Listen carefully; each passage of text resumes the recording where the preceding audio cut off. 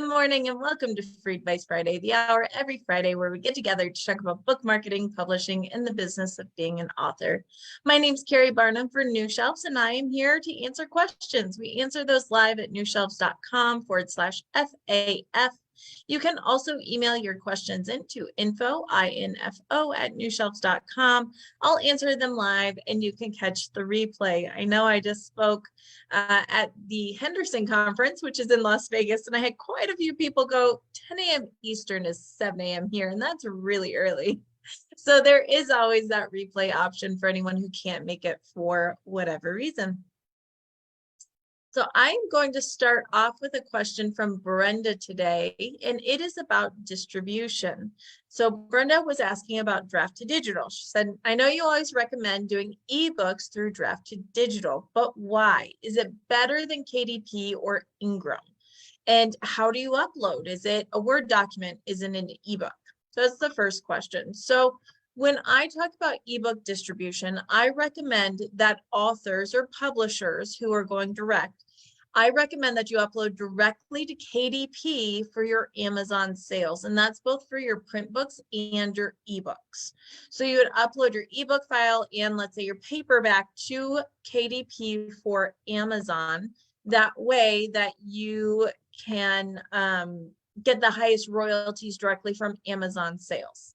Then I personally recommend that if you are going to distribute your ebook wide, you're not exclusive through Kindle Unlimited, I suggest that you go and you upload your book to Draft to Digital. The reason why is Draft to Digital is a really user-friendly platform that allows you to upload your book to one spot, and then they will get your book into the other ebook platforms like Kobo, Overdrive for libraries. They'll get your book into Baker and Taylor ebooks for libraries. Nook, all those places, and it's one easy upload. Now, IngramSpark does offer a similar service for ebooks, but I don't recommend them. And the reason why is that IngramSpark's distribution for ebooks, I don't believe they've done a lot with it over the years, but it's not quite as good, I don't believe, as Draft to Digital. But the other big reason is that it's so much easier to work in Draft to Digital, in my opinion. It's more user friendly, and also for Draft to Digital, it's easier to preset an ebook promotion. So if you have a book bug coming up and you need to discount your book, or you're just planning an ebook promotion, you know it's coming up the end of the month, you can preset that and they will automatically drop your price down and bring it back up. So those features are just really nice to have. And that's why I personally recommend that you use Draft to Digital over IngramSpark for wide ebook distribution. Now, you can use IngramSpark for ebook distribution. That's an option. You can also create accounts at all of the different entities, Kobo, Barnes & Noble, Google Play. You can create accounts with all of them and upload your books directly. You will have slightly more opportunities for advertising directly on those platforms. You will also make a slightly higher royalty if you do that. However, it means you've got a lot of accounts to keep track of. Some authors are totally okay with that. Some authors and publishers they're in it and they don't have a problem with that. But for some, it's too much to keep track of. So you've got to decide what works best for you and then just make your decisions based on that. So it's not that they're necessarily better. I mean, kind of, I have an opinion, but they both work. It's just my opinion on what I prefer and what platform I think is easier to work in. But I do always recommend that you go KDP directly for your Amazon sales. As far as how to upload these files, you can use Draft to Digital. If you upload a Word document, you can use Draft to Digital to create an ebook file. I've actually got that on our YouTube channel. If you go to youtube.com/newshelvesbooks, I have a tutorial on how you can make an ebook directly in Draft to Digital.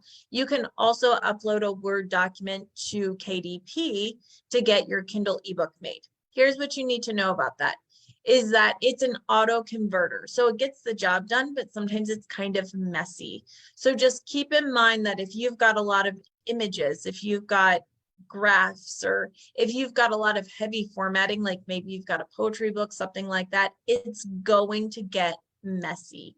And in those cases, I definitely highly recommend that you go and you work with a formatter, or you get formatting software like Atticus or Vellum to format your own books. Because if you don't, you're going to have the ebook up, but it's going to be a messy product and it's not going to be something that you're proud of. So that is kind of that answer on distribution. Now for print books, since I mentioned it, I do recommend that you upload your paperback directly to KDP for Amazon sales, but I also recommend that you upload your paperback to IngramSpark. IngramSpark is the entity that is going to print and ship your books to Ingram Wholesale, and Ingram Wholesale is where retailers and libraries can buy your book. So we're talking about libraries, Barnes & Noble and barnesandnoble.com, indie bookstores. If indie bookstores want to buy your book, they're going to buy it from Ingram. That comes from IngramSpark, not Amazon. And all the online retailers will also adopt the book. It does require that you offer a wholesale discount. I believe it's a minimum of 30%, but typically retailers, especially if they're considered stocking a book in store, they want a book that is set at a 55% discount on IngramSpark. Which brings me to an email that I got from IngramSpark this week. I mean, not me personally, it was like one of their announcement emails. But IngramSpark is talking about how they are seeing a shift and more where even online retailers are no longer stocking books that they're not stocking books that don't have their books set to returnable. So returnability is something we talk about a lot, right? Because no one wants to return your book. When people return your book, when a bookstore returns your book, no one makes money. No one wins here. So I think that's important to realize that they're not like wanting to return your book. They don't make money that way. And in fact, they lose money because they wasted time and they didn't make a profit. But returnability is like an insurance policy for stores. And so that is something that is important, especially for retail stores. Libraries, not so much, because the libraries are not in the business of buying a book, using it, and returning it. It's going on the shelf and they're going to leave it there for several years, and then they'll probably sell it at a Friends of the Library sale, something like that. But for retail stores, if they buy your book, they want kind of an insurance policy that if they don't sell your book, they're not going to be out at a loss. So if you're looking to get into physical bookstores, you need to have at IngramSpark specifically a 55% discount and your book set to returnable. In the past, you could still get into online booksellers like barnesandnoble.com, indie bookstores on their websites and things like that. You could still get into those with a lower discount, more like 35%, and not setting your book to returnable. And you could get into online booksellers so people could order it directly online. What IngramSpark is saying is that they are seeing a shift in policy to where books that are set to non-returnable are not necessarily being stocked in those online booksellers anymore. So that is kind of something that I'm watching and I'm very interested in. Not doing returnable options is something that a lot of indies and self-published authors have done to protect themselves from getting returned books and then owing money if a bunch of returns are made. Again, no one wants to return your book, but it does happen. Absolutely, it happens. And so a lot of indies who wanted the online distribution, who wanted barnesandnoble.com, walmart.com, target.com, have put their book up on IngramSpark at a 35% discount and no returns. They knew they were not going to get into physical stores and they were okay with that, but they were kind of banking on those online stores. And if the online stores start to follow the trend of the physical retail stores where they require returnability, it's going to make authors, especially small presses and indie self-published authors, it's really going to make some hard decisions of whether or not you're willing to set your book to returnable and take the risk of those returns and then possibly lost profits, or selling a book and then owing later. So that is one of those things that I'm kind of watching, because that will change that will change the landscape of how indie authors work and the availability, because there's a lot of indies and self-published authors who will not take that risk, which means they'll no longer be available on online retailers, which doesn't mean they can't sell books, but it changes the landscape quite a bit.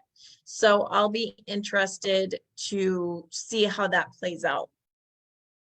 Let's see. What are the best reviewers for crime fiction inspired by true events? You're going to have to specify truly if you mean like professional reviewers, like trade reviewers, or if you're looking for general reviewers. If you're looking for trade reviews, those typically need to be pitched prior to the book coming out. 4 months prior to the book coming out, you typically have to pitch those trade reviews. Now, there are some that you can pay for after the book comes out. Those would include Book Life, Kirkus, Literary Titan does them, Blue Ink Review will do them. Now, just keep in mind that most of these come at several $100s per review. So it's an investment for sure, and you kind of need to know if you think it's worth it and what you're going to do with those reviews. And I know I've said in the past that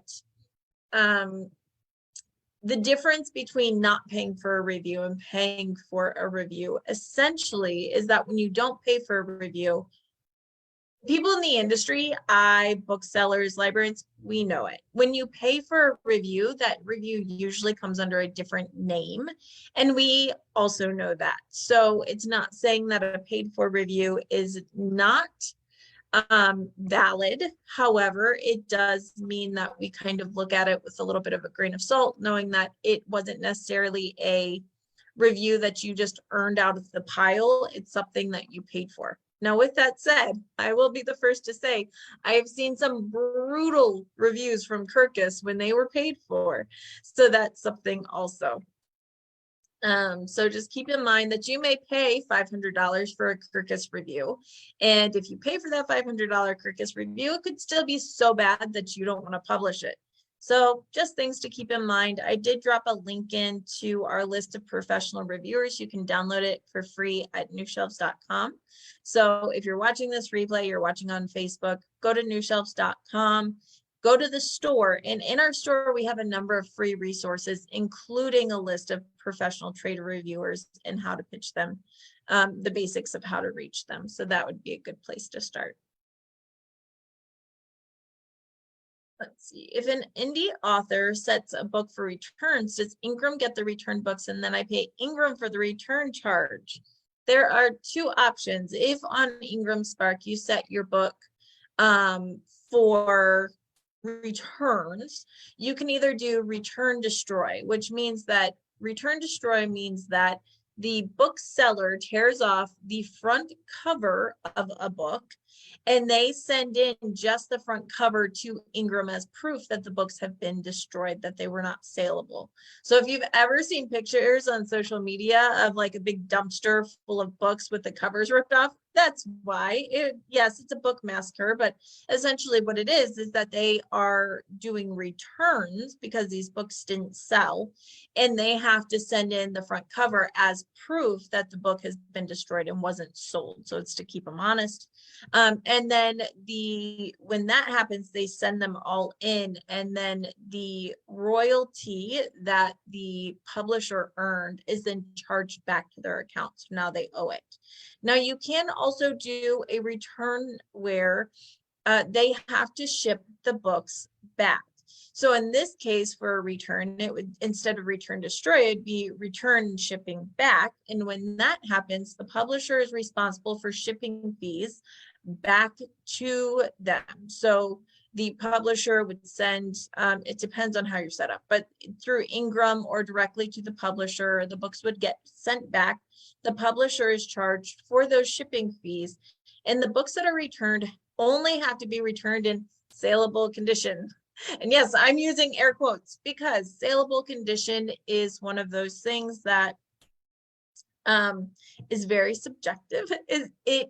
The book, if it's got dog ears, it's still saleable. If it's got crinkly pages, it's still sellable. If it maybe has a little bit of water damage, it can get through. So the condition of the book is not necessarily going to be new and pristine. So I think that's something important to note, is that you'll get those books back. You're going to pay for the shipping and you're still paying for the return, but you have the product. So if you do a lot of direct sales, if you do a lot of speaking or back of house sales or large quantity like corporate sales, that may be a good option for you, because then you have those books and you can resell them. For the average person, getting those books back in saleable condition, which could be not the best, then that's one of those things where you get it back, but what are you going to do with it? How are you going to sell it? And are they even in the condition that you want to sell it? They may not be in a condition where you really want to bring them in for consignment or something like that. They just may not be in that great of a condition. So that's something you've got to kind of weigh out for yourself in your own plans and how you tend to sell books. Let me see. Do you recommend a price barcode on print books and ebooks for KDP?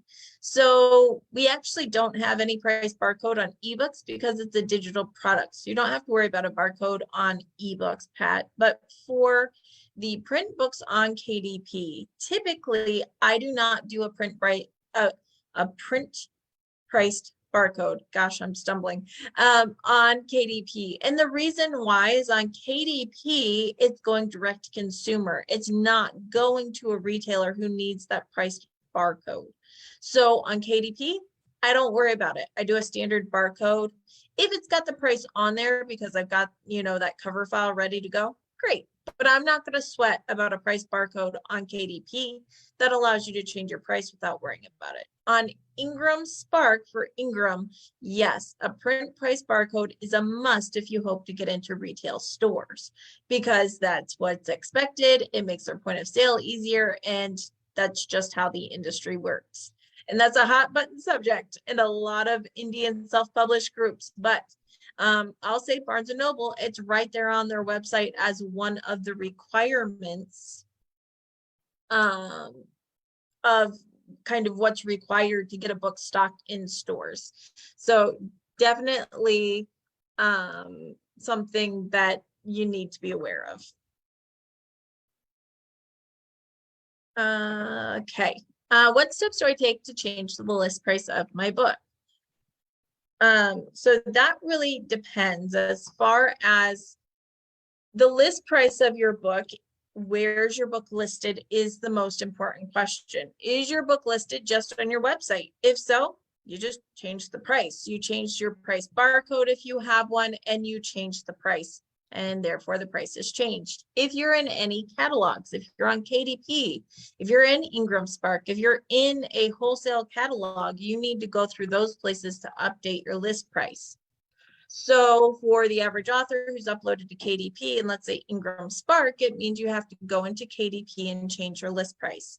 If you don't have a price barcode, you don't have to worry about changing anything there.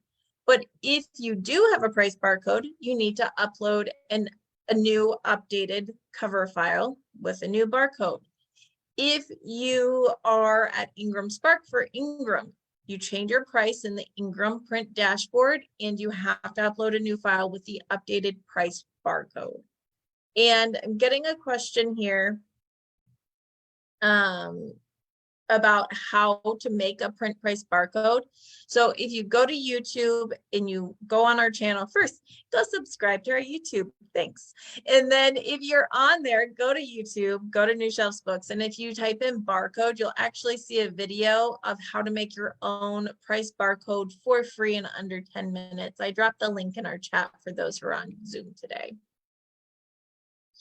Does the price barcode for IngramSpark need to match the price on KDP? Yes, yes, yes, yes. Here's another point of contention. I'm just making friends with all of my peers over in indie and self-published groups today. Your price needs to be the same on IngramSpark for retail as it is on KDP for Amazon. This is according to the law. This is according to the Fair Trade Commission. There was, I I'd have to look it up, but there was this court case that essentially set the standard that when a person is selling something wholesale, that they must set the same retail price for every market.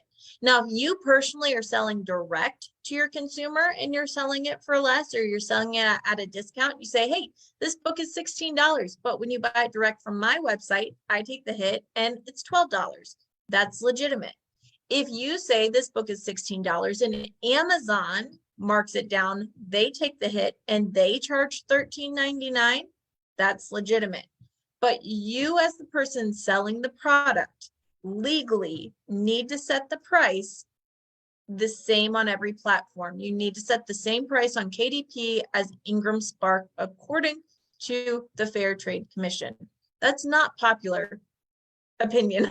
I'll call it opinion, but again, it's law, you guys. And so that's not always popular. What a lot of people do is, because IngramSpark requires those discounts, those wholesale discounts, to list in different places or to offer that full trade discount to retailers. What a lot of indie and self-published authors will do or have done is they'll list their book at a lower price on KDP because they make a higher royalty. So let's say they list the price there at $13.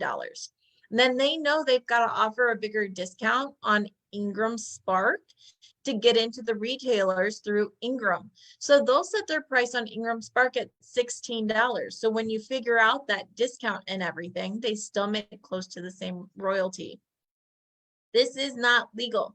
Now, are you going to get sued by all of these people? Probably not. Let's be honest. Are they going off of every small press and are they going after people? Probably not. But if you sell enough copies and someone gets angry enough and they've got enough money, sure, they can come after you because you are not following the laws of pricing and fair trade. So that's something that you do need to be aware of. It is best practice to list the same price on IngramSpark and KDP and everywhere else for retail. If that retailer decides to take a discount and they take a hit, that's legal. If you are offering a lower price to certain wholesalers, not a price of what you offer it to them, but if you're telling them different list prices, then you are giving that place an unfair advantage. If you list your book retail for $13 on Amazon and $16 on IngramSpark, you're giving Amazon an unfair advantage in the marketplace, and that's why it's a problem. So again, it's not always a popular opinion. If you go into some groups or if you Google it, you may find other advice, but I'm pretty firm on that one. I don't know if you could tell, I got all heated up. So I feel very firmly about that. I've looked up the laws, and again, I'm not a lawyer. I'm not a lawyer, but research it for yourself if you have any concerns there, for sure. Can I keep my ISBN number when I change my price? Absolutely. Your ISBN number does not change with your price. Your ISBN number belongs to the format of the book, not the price of the book. So if you have a hardcover full color book, that hardcover full color book belongs to that ISBN. Now, if you were to change your book from hardcover full color to hardcover black and white, that's a different format and that needs a different ISBN. But as far as price changes, your ISBN stays the same. KDP has suggested that all my ebooks sell best at $2.99. Should I go for that or vary the price by page number or other criteria, for example, age of the book? Pricing is one of those things that you need to do your research of what's selling, but then also, honestly, it's a little bit of guesswork, especially with ebooks. So there are a couple schools of thought on how you price your ebooks. If you have a series, it's not uncommon for the first book in the series to be less expensive as an enticement to get people over to the series. And then the newer books are $1 more, $2 more. So it's not uncommon to have your first book in series 99 cents or $2.99. And then the third, fourth, fifth, and sixth books be at $5.99. So that's one school of thought. There are other schools of thought where if you lower the price of an ebook, people feel like it devalues the book itself. I will say that tends to hold true more in nonfiction than fiction. When we're talking about nonfiction, someone who's probably spent a lot of time researching or has other expertise, let's say it's a book on medicine. Well, there's medical expertise that's gone into that. There has been different types of, it's a different type of value, I guess, and people are typically going to take longer to read that book. So a nonfiction title will typically see that devaluing if you offer it too low. For whatever reason, if we're going after a medical advice book and we see one for $9.99 and $2.99, we as humans go, oh, that $2.99 one probably isn't very legitimate, and we go for the higher price. That's not the case with fiction books or easy reading books, memoir, that kind of thing. We typically think, I am willing to pay X amount or between this and this for my books. And that price usually depends on how heavy of a reader you are. If you are an avid reader and you read a book a day, a book every 2 days, your price point is going to be significantly lower than the person who tends to read a book or two a month, because it all adds up. And so that will play a part in your category. If you have mystery books or romance books, your readers typically not going to pay as much. They're going to pay $2.99 for an ebook. They're not going to pay $6.99 or $14.99, $9.99. Literary fiction can sometimes sell for more because people read those a little bit slower. Memoirs, sometimes it really depends on the subject matter and how popular that is. So as for price, you kind of have to do some market research on how to price your books based on the market, number one. Number two, when you do that, there is another thing that you need to keep in mind, which is, are you going for quantity sales? So if you do have, let's say, a mystery, mysteries can sell a lot. So if you have a mystery, is it worth it to set your price at $2.99 and sell 100 books? And therefore, you guys know me in math. So therefore, you're making a decent amount of profit because you've sold 100 books. Or is it better to sell your mystery book at $9.99 and sell 10 books?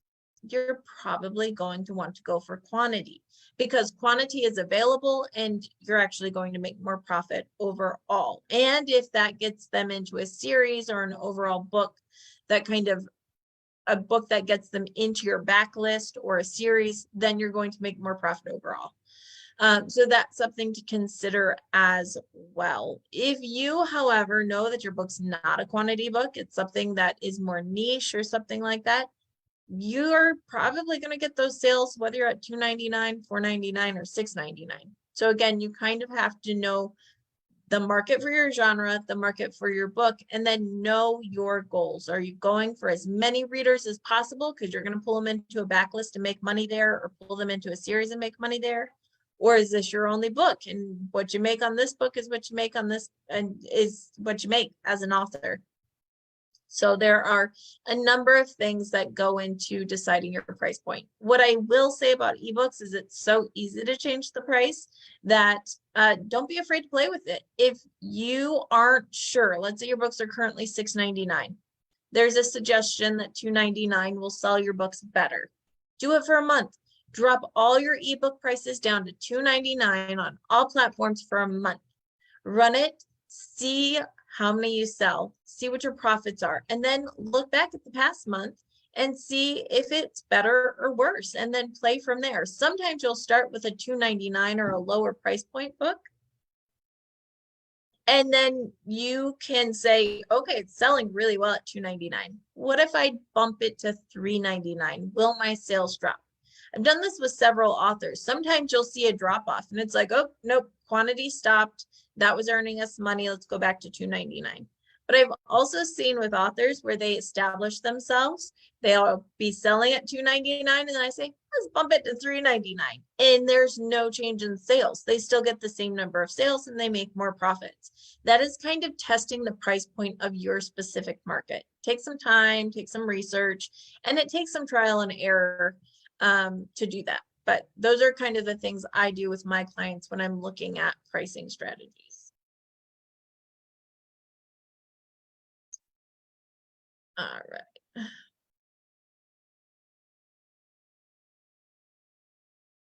I'm going to launch my third picture book soon. Would you recommend dropping the ebook to 99 cents the day of launch? Pat, I would. And here's the thing.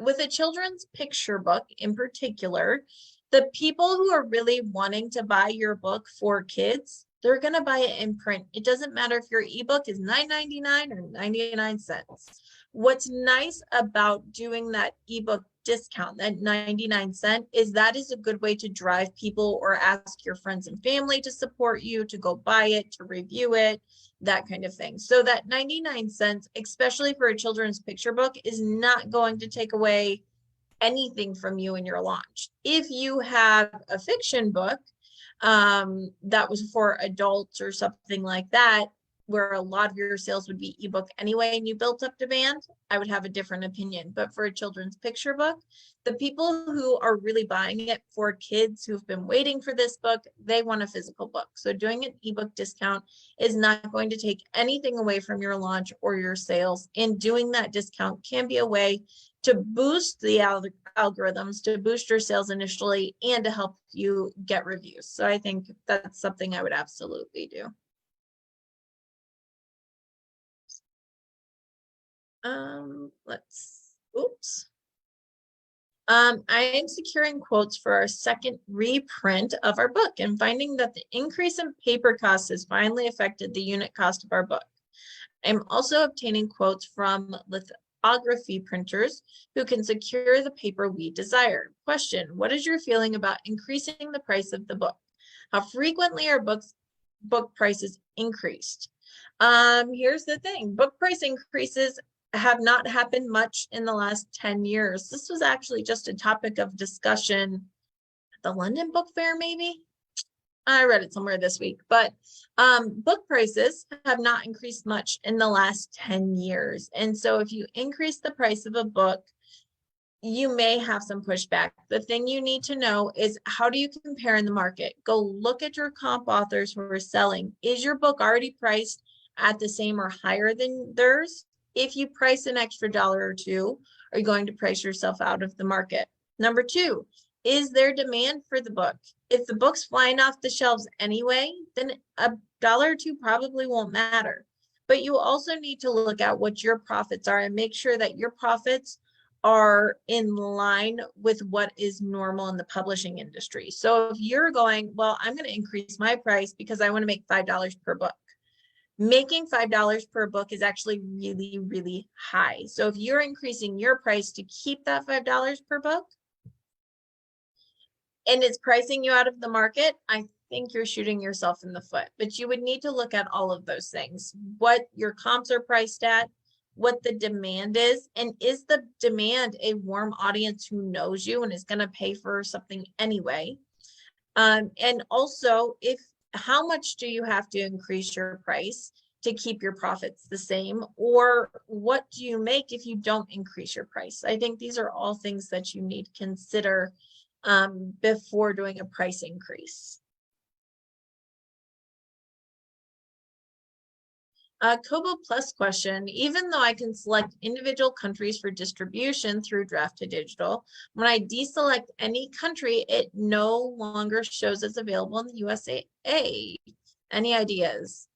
Carolyn, I'm not sure about that. I know that Kobo Plus is still so new. They're probably working out. Kobo Plus in the US and UK is still so new. It's been around in other countries for a little while.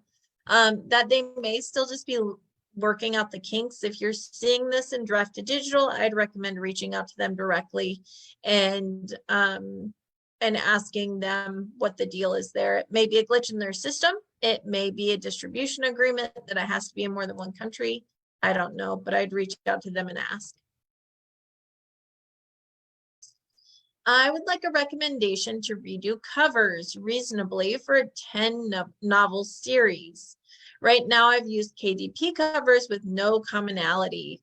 So David, in order to give you any cover artist recommendations, I would need to know what genre you're in. So if you want to drop that in, let me know. But I will say, just as a general, if you go to new shelves, there is a resource tab, and on that resource tab is a page called People We Like.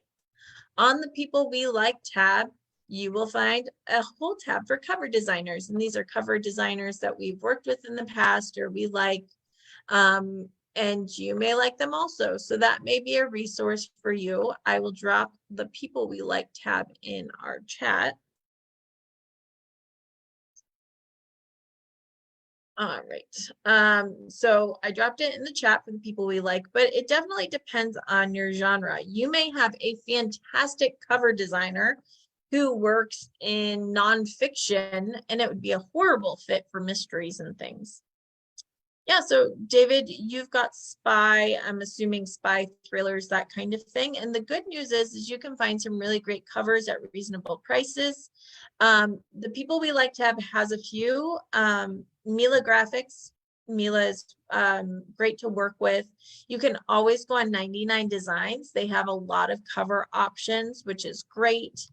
Let's see, Milbart book covers might be good for you, although I think they tend towards science fiction and fantasy a little bit more. I'm sorry, it's Miblart. I said that wrong.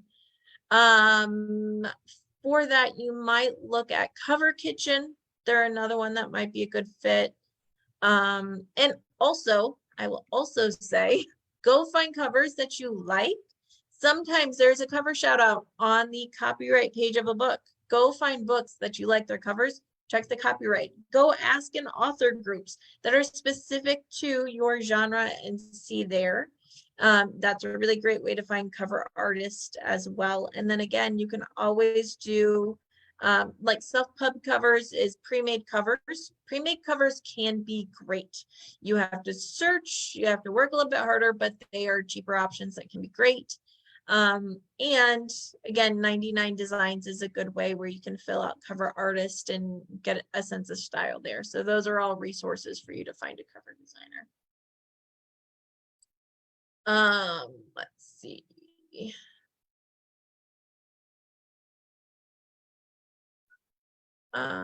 Oops, I answered that one. All right. If you are making as much or more from Kindle Unlimited readers as from actual sales, is there a marketing strategy to take advantage of this?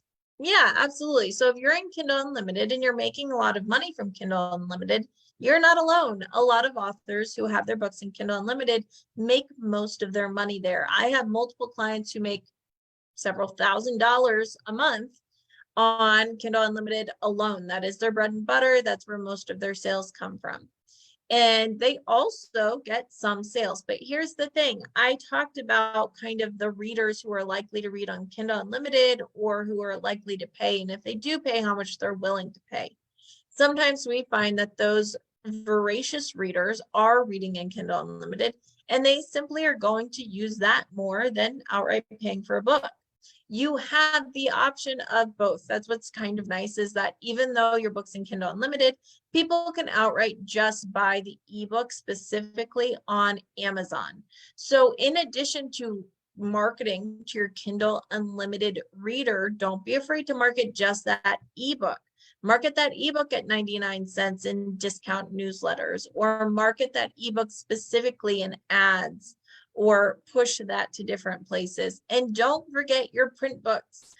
So for those who maybe don't read in Kindle or don't like ebooks, don't forget your print books. But again, you need to know your market. What's your genre? Who's reading your print books? Who might want them? Libraries. Libraries are a really great option. You guys have heard me say this before. Libraries are the underdog market that everybody forgets about. And yet, libraries are stocking books, and there's over 116,000 libraries in the US alone. That's a huge market for your print and paperback books, and it's easier to get into libraries than it is into bookstores. You don't have to have the same discounts, the same returnability. About a third of libraries will order directly from Amazon. Many others will order from Ingram. So you have these options. So I think that if you've got, all right, your book's exclusive to Kindle Unlimited for the ebook, what other assets do you have? Look at your paperback. Do you have an audiobook? Where are you marketing that? I often say if you've got your ebook and Kindle Unlimited, consider taking your audiobook wide, because audiobooks wide gives you a wider audience. I mean, obviously that was kind of that was an oxymoron, I guess.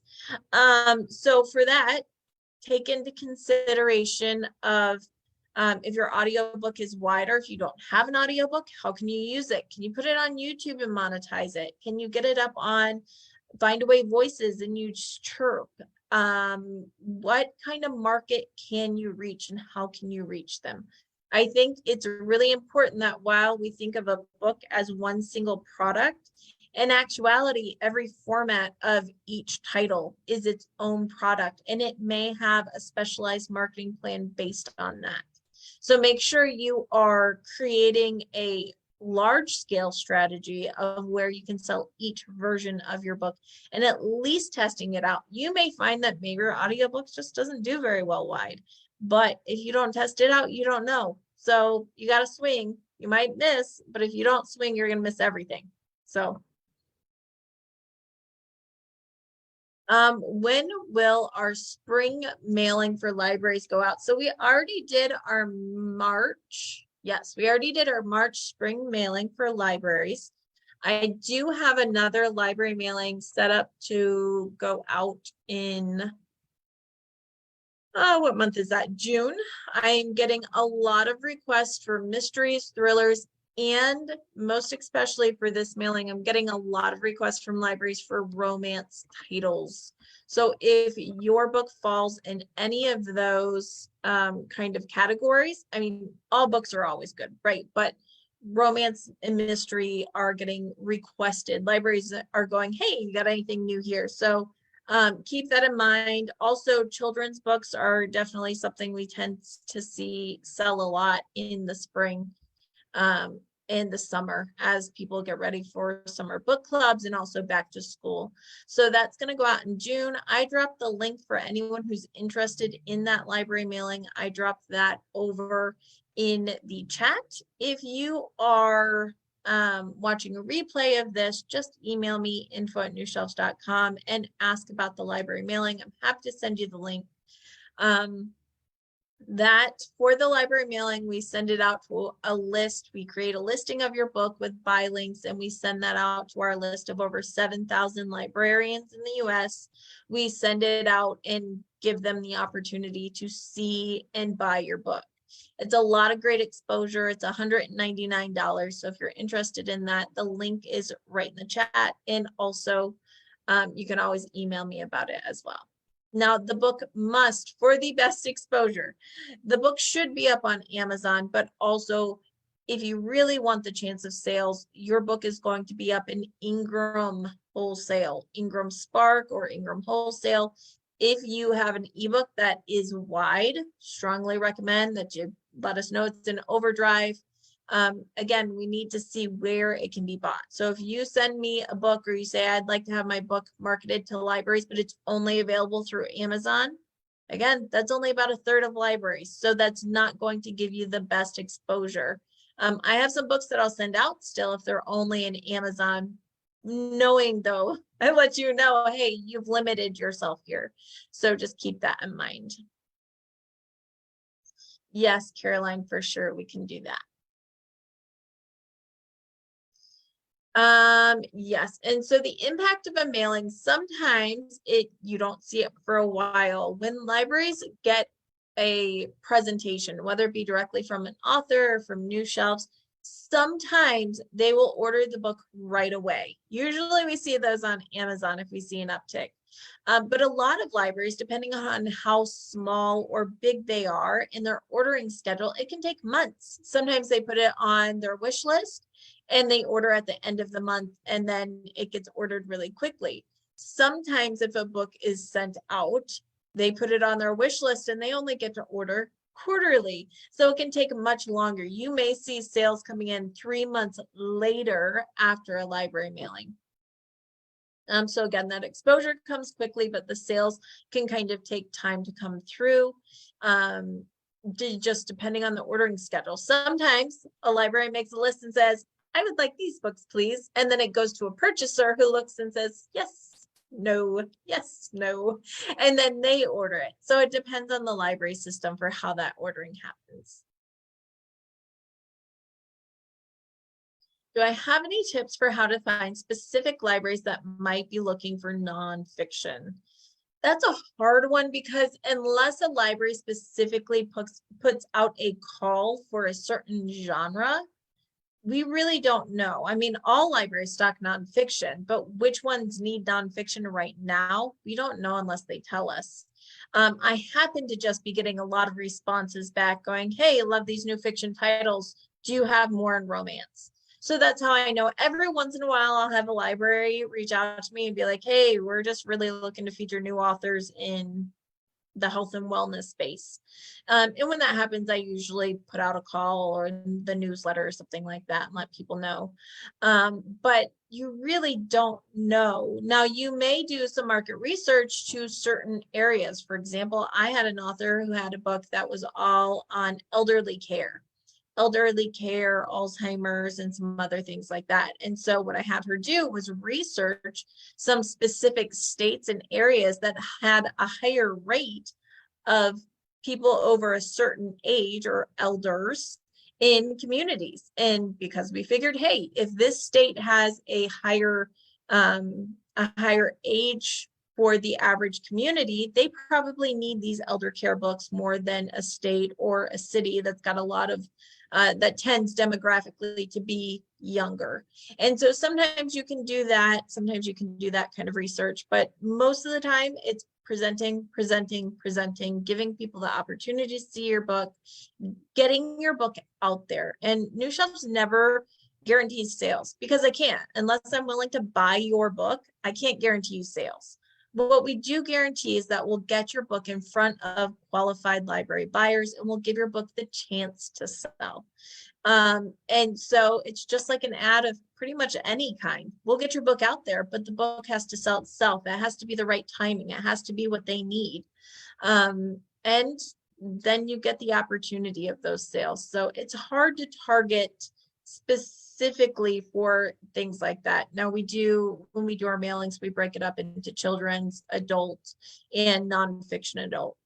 Typically, sometimes we break up more if it needs to be done. Like if we just have like a nice size collection of books that are all health and wellness, and we'll do a health and wellness mailing.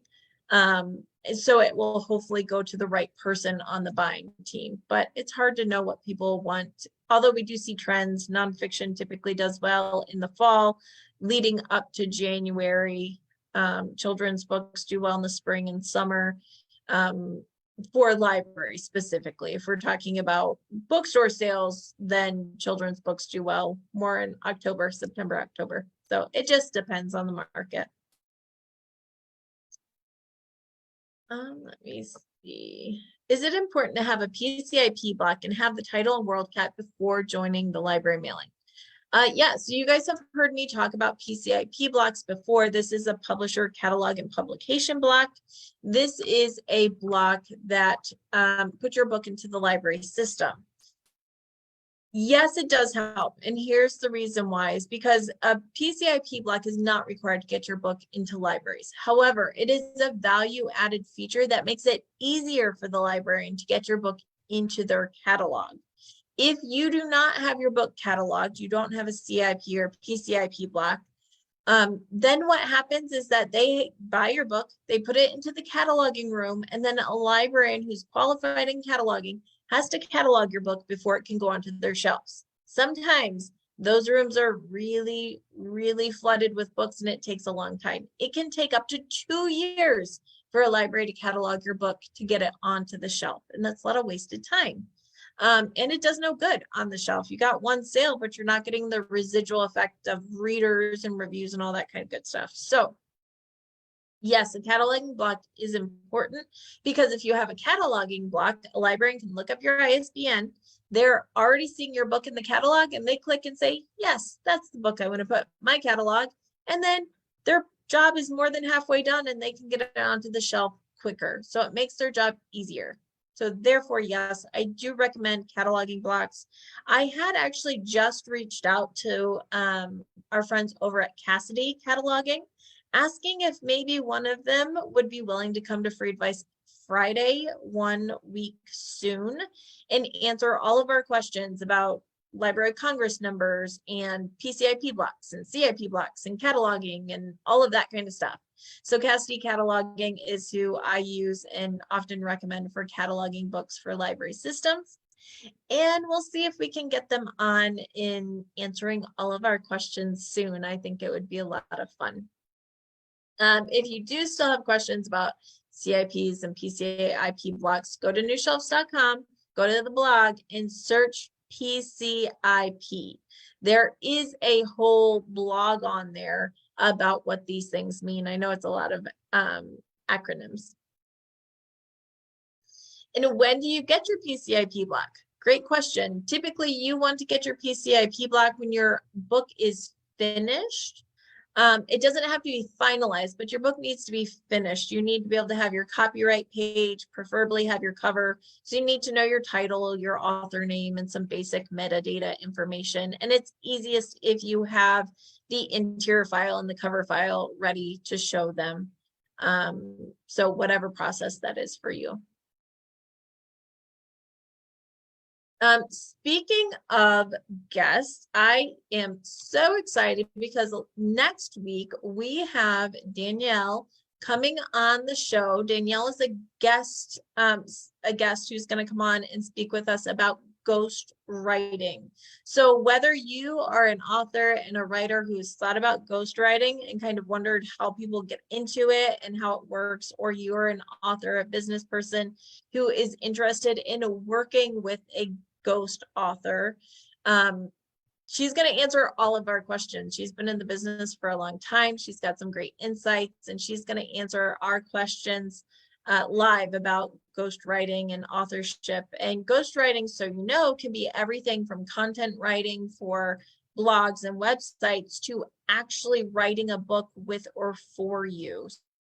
So you may come up with the idea, the plot line, and then hand it off and have them actually just write that book for you, or you could do it together.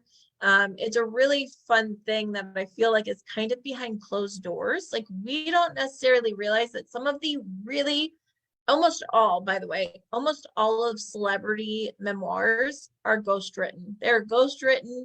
They talk to, or the ghostwriter will interview or talk to people, and then that author will go and write the story. And sometimes the person they're writing about will read through. Sometimes their people will read it through, just depends.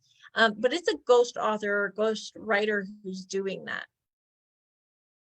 So that is one thing I think is just so fun. It's very like hush hush, and Danielle's going to come on and talk to us about it. So if you have questions about ghost writing, the process, either being one or working with one, bring your questions next week. If you have them now and you don't want to forget them, just email them to me, info@newshelves.com. We'll be on the same time, 10 a.m. Eastern. And that is what we're going to be doing next week. Very excited about that. So I hope you come back and join us for that. I think we've covered our questions for today, and we are all set. I hope everyone has a great weekend, and we'll see you next time, next Friday, 10 a.m. Eastern. Thanks for being here, and see you then. Bye, everybody.